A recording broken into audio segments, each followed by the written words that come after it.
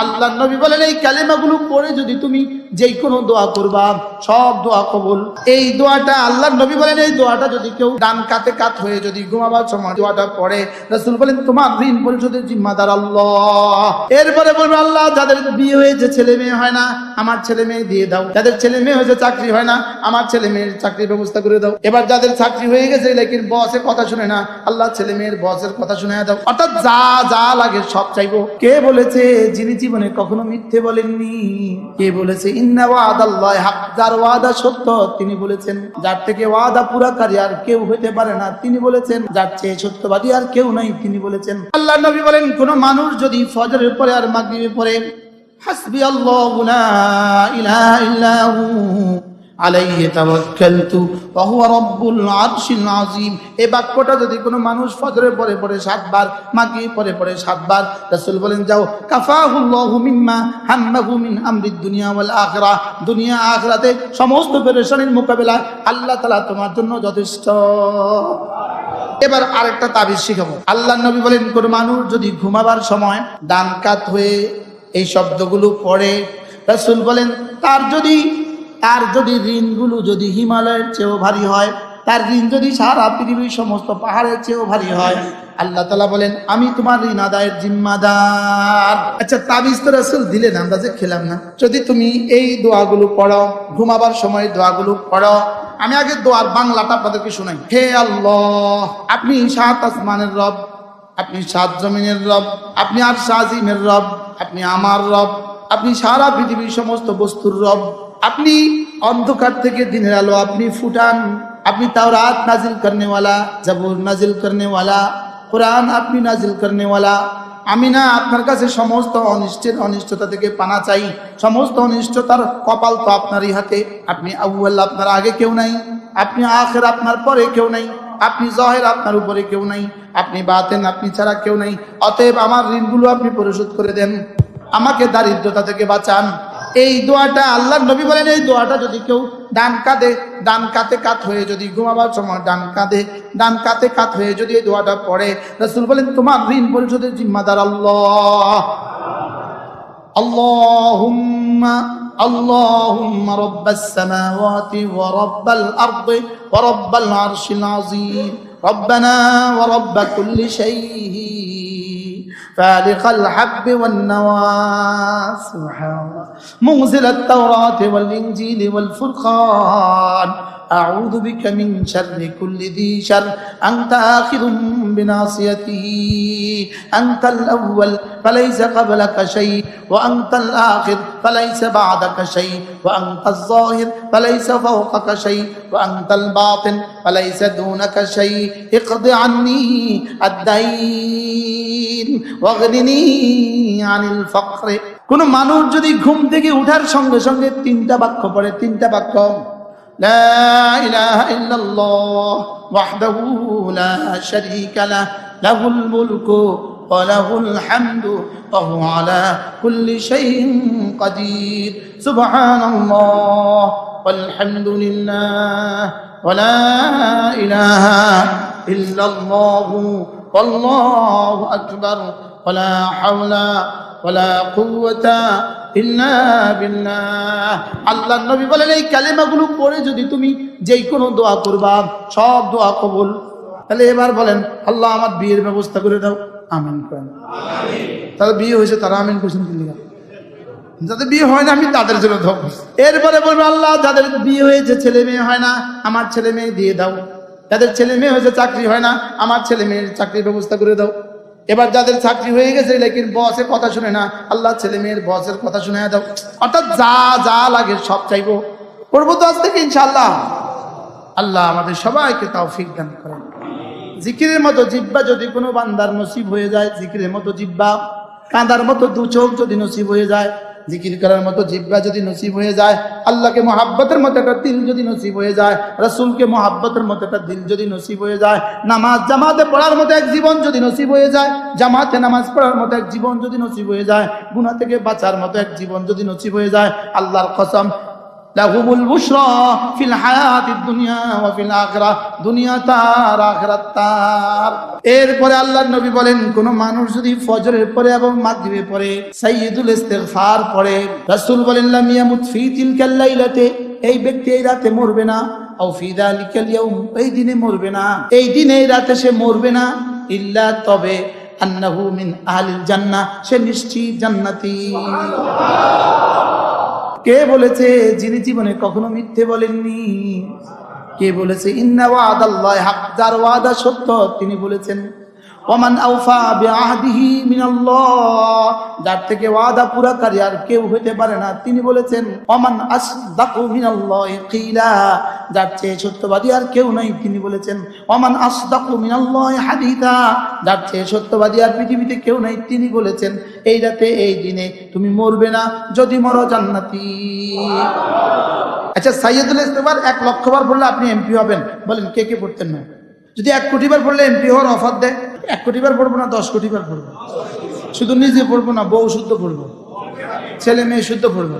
এবার আগামী 6 মাস, আগামী এপ্রিল পর্যন্ত 6 মাস কোনো কাজ নাই, শুধু সাইয়্যিদুল ইস্তিগফার, শুধু সাইয়্যিদুল ইস্তিগফার, শুধু সাইয়্যিদুল ইস্তিগফার, শুধু এমপি, শুধু এমপি, শুধু এমপি। আল্লাহুম্মা আনতা রাব্বি লা ইলাহা ইল্লা আনতা খালাকতানি ওয়া আনা আবদুক ওয়া আনা আলা আহদিকা ওয়া ওয়া'দিকা মাস্তাতা'তু আউযু বিকা মিন শাররি মা সানা'তু আবু'ু লাকা বিনি'মাতিকা আলাইয়া ওয়া আবু'ু বিযামবি ফাগফির লি ফাইন্নাহু লা ইয়াগফিরুদ যুনুবা ইল্লা আনতা।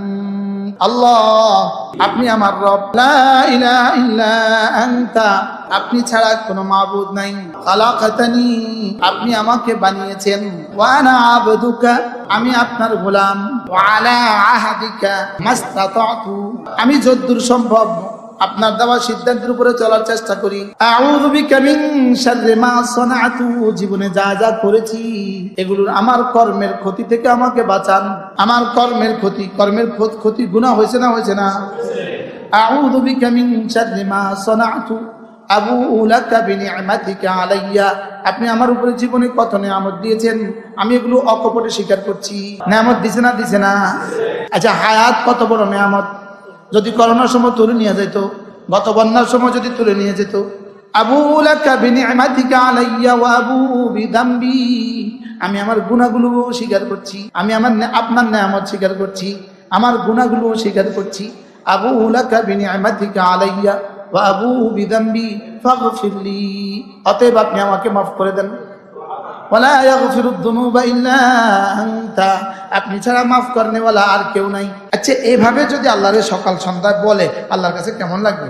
আমাদের বাইতুল মুকাররমের খতিব হযরত মাওলানা আব্দুল মালিক হাফিজাহুল্লাহ তাআলা, তিনি, তার এক ছাত্র আছে ওই মাদ্রাসার ওস্তাদ, ওই ছাত্র আমাকে বলছেন, বলে হুজুর আব্দুল মালিক সাহেব হুজুর হাফিজাহুল্লাহ, তিনি সাইয়্যিদুল ইস্তিগফার এভাবে পড়েন যেভাবে আমরা আস্তাগফিরুল্লাহ পড়ি।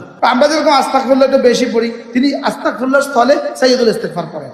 আচ্ছা হুজুর, আমার একটু বুঝাই কোন চাই, আচ্ছা কেডা পড়বো এগুলো, কেডা পড়বে, কে পড়বে এগুলো, কে পড়বে? রাসূল যে এত দামি দামি শব্দগুলো বলে দিয়েছেন, কে পড়বে? কোন আশিকে রাসূলে পড়বে? আল্লাহর নবী বলেন, কোন মানুষ যদি 5 ওয়াক্ত নামাজের পরে সুবহানাল্লাহ 33 বার, আলহামদুলিল্লাহ 33 বার, আল্লাহু আকবার পড়ে 34 বার, এভাবে হবে 100 বার, 5 নামাজ হবে 500 বার।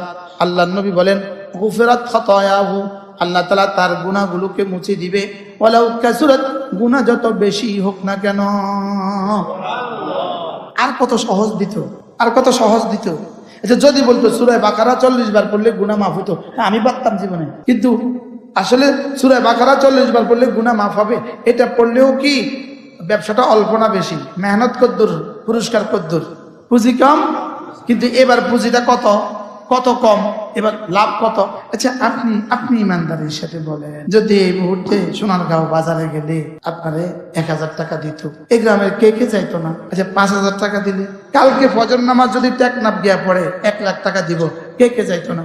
এবার একটা শব্দ, এটা যে উহুদের চেয়ে ভারী, উহুদের চেয়েও ভারী, প্রত্যেকটা শব্দ উহুদের চেয়েও ভারী। মৌতের আগে নিবেন না মৌতের পরে?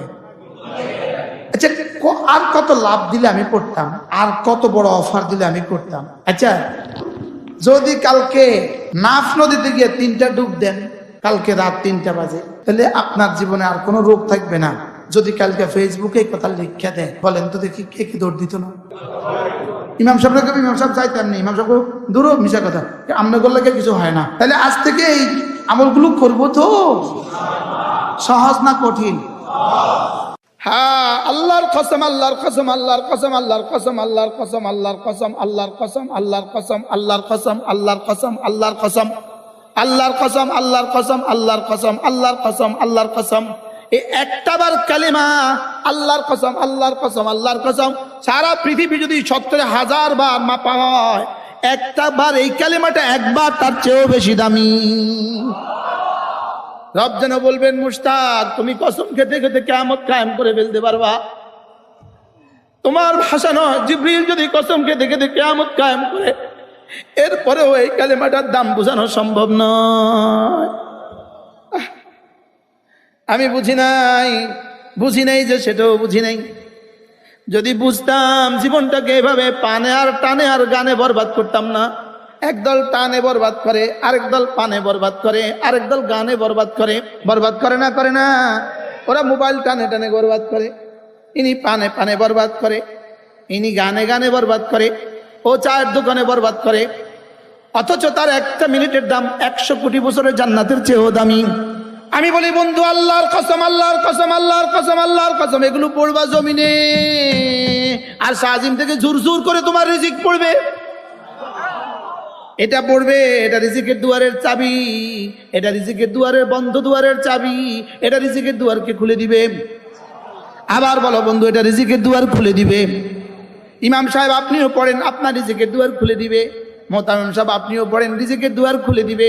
জায়গা কেনার দুয়ার খুলে দিবে, ভবন করার দুয়ার খুলে দিবে। সুবহানাল্লাহ বলেন। ফেসবুক টানবেন, রিজিকের দুয়ারে তালা লাগা দিবে। আর জিকির করবেন, রিজিকের দুয়ারের চাবিটা খুলে দিবে। আমার তসবিহ কই, গাড়ি পড়ে গেছে। এটা রিজিকের দুয়ারের চাবি, এটা রিজিকের দুয়ারের তালা। আমরা মনে করছি এটা যত টানবেন তত রিজিক বাড়বে। না না না না না, এটা যত টানবেন রিজিক তত কমবে, আর এটা যত টানবেন রিজিক তত বাড়বে। সুবহানাল্লাহ বলে না? জওয়ানরা এটা শুরু করে দাও, দেখতে দেখতে দেখবা বিদেশে গেছো গা।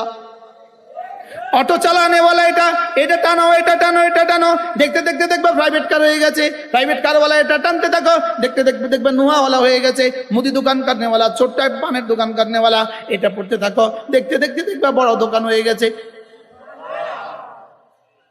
আল্লাহর কসম, দুটো জিনিস মানুষের রিজিকের দুয়ার খুলে দেয়। নামাজ আর জিকির দুয়ার খুলে দেয়, রিজিকের দুয়ার খুলে দেয়। নামাজ জিকির রিজিকের দুয়ার খুলে দেয়। বলেন, নামাজ জিকির রিজিকের দুয়ার খুলে দেয়, সুখের দুয়ার খুলে দেয়, ইজ্জতের দুয়ার খুলে দেয়, শান্তির দুয়ার খুলে দেয়। সুবহানাল্লাহ বলে না? আর গুনাহ রিজিকের দুয়ারে তালা লাগিয়ে দেয়, গুনাহ রিজিকের দুয়ারে তালা লাগিয়ে দেয়, গুনাহ শরীরের সুখের দুয়ারে তালা লাগিয়ে দেয়, গুনাহ শান্তির দুয়ারে তালা লাগিয়ে দেয়, সুদ আর ঘুষ শান্তির দুয়ারে তালা লাগিয়ে দেয়, ঘুষ শান্তির দুয়ারে তালা লাগিয়ে দেয়, সুদ শান্তির দুয়ারে তালা লাগিয়ে দেয়। নামাজ আর জিকির সুখের দুয়ারের তালা খুলে দেয়। সারা রাত মোবাইল টানবা, সকালে এসে দেখবা মা ভাত দাও, মা বলবে চালু দিয়ে ফিটার আগে বাইর। আর 10টা বাজে সুন্দর মতো ঘুমাইছ, ভোর রাতে উঠে তাহাজ্জুদ পড়ছ, আবার ফজর পড়ছ। সকালে ঘরে থেকে ঘুম থেকে উঠে মসজিদ থেকে যাওয়ার আগে দেখবা মা ডিম পরোটা রেডি করে রাখছে। বাস্তব না বাস্তব? মাগরিবের নামাজটা জামাতের সাথে পড়লা, এবার একটু পড়াশোনা করলা, এবার এশার নামাজটা আবার জামাতের সাথে পড়লা, এবার 10টা বাজে ঘুমায় গেছ। বাস দেখবা মা কি সুন্দর মতো ডিম পরোটা বানায় রেডি করে রাখছে, ঘি দিয়া বানায় রাখছে।